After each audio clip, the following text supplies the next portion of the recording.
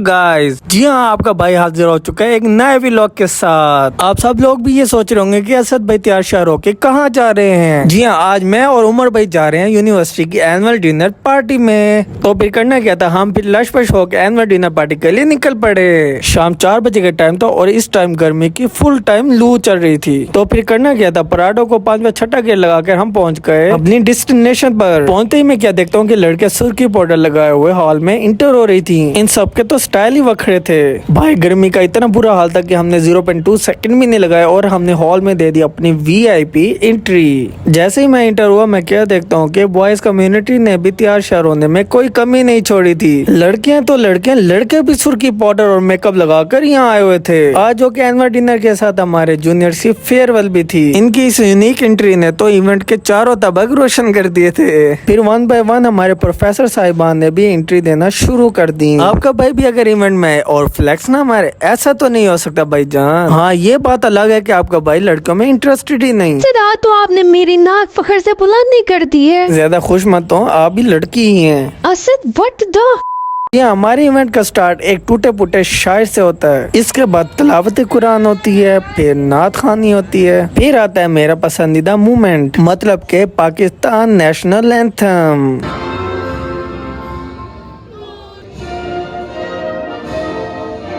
फिर क्या था, आपके भाई ने एक ही जगह टिक कर पूरे इवेंट को एंजॉय किया। बदकिस्मती से हमारे साथ कुछ ऐसे भी पठान लोग बैठे थे जो मुसलसल पार्टिसिपेंट्स को डीमोटिवेट कर रहे थे। इसके बाद बारी होती है हमारे एक शर्मीले से सिंगर की। कुछ भी नहीं है ये जहां, तुम है तो है इसमें जिंदगी, अब मुझको जाना। फिर बारी आती है दूल्हा दुल्हन के निकाह के मजाया एक्ट की।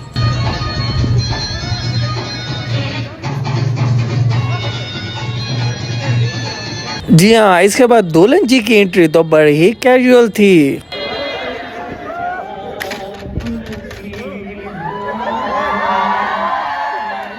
चले मैं आपको इस एक्ट के थोड़े बहुत ग्लिम्स दिखाता हूँ।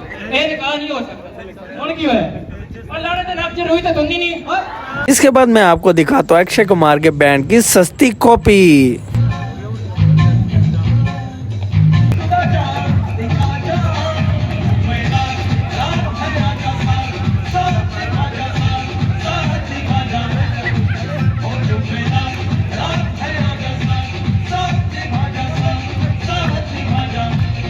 इसके बाद दुपट्टों वाली माइयों के रस्क ने तो इवेंट के रौनक में 4 चांद लगा दिए।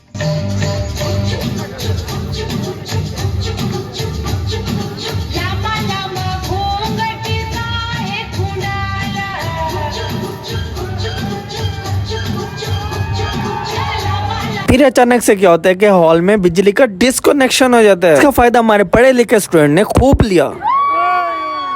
इवेंट तो फिलहाल फुल टाइम टॉप और टॉप चल रहा था, अगर मुझे मुसलसल एक कमी महसूस हो रही थी। फिलहाल मैं आपको वक्त घड़े नहीं बुझाता, सीधा पते की बात करता हूँ कि आपका भाई मुंतजिर था शीरे रोटी केरे वाले खुले से। फिलहाल तो आपके भाई को इस बेसुरी कवाली से ही गुजारा करना पड़ा।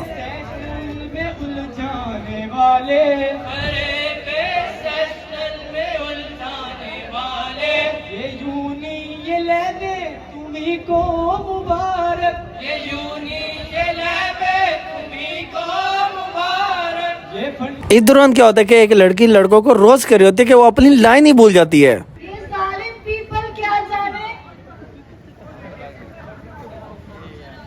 कोई बात नहीं बेटा, छोटे छोटे शहरों में बड़ी बड़ी बातें हो जाती हैं। इसके बाद फेयरवेल वाले बच्चों की टाइटल सेरेमनी हुई।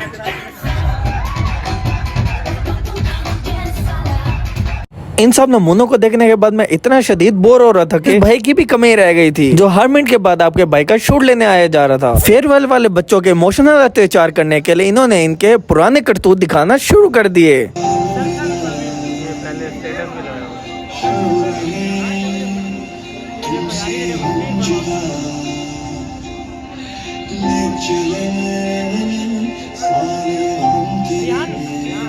इसके बाद अवार्ड सेरेमनी हुई जिसमें आपके भाई का कोई काम नहीं था, तो आपका भाई लड़कों की तस्वीरें खराब करने के लिए निकल पड़ा। इतने में मैं जब आता हूँ तो क्या देखता हूँ कि बशीरे ने मेरे बगैर पूछे ही खाना खोल दिया होता है। बस फिर क्या होता है कि हमें जहाँ एक जगह मिलती है हम वही खाना खाना शुरू कर देते हैं। इतना मुश्किल से खाना खाने के बाद हम लोग फिर फ्रेश होने चले जाते हैं, जहाँ पर मैं उमर भाई की वल्गर बातें सुनने के बाद 0.2 सेकंड भी नहीं लगाता और वॉशरूम से निकल जाता हूँ। ऐसे आपस की बात है कि आज का इवेंट बहुत ही अच्छा स्पेंड हुआ था, जिसका फुल क्रेडिट मैनेजमेंट को ही जाता है। और यहाँ ये बस गर्ल्स को इनके हॉस्टल में छोड़ने जा रही होती है। थोड़ी बहुत फोटोग्राफी करने के बाद उमर भाई और मैं रशी ड्रिंक कॉर्नर पहुंच गए और मैं अपने ब्लूबेरी की सिप के साथ अब कर रहा हूँ अपने व्लॉग को एंड। तक के लिए आप सबको अल्लाह हाफिज।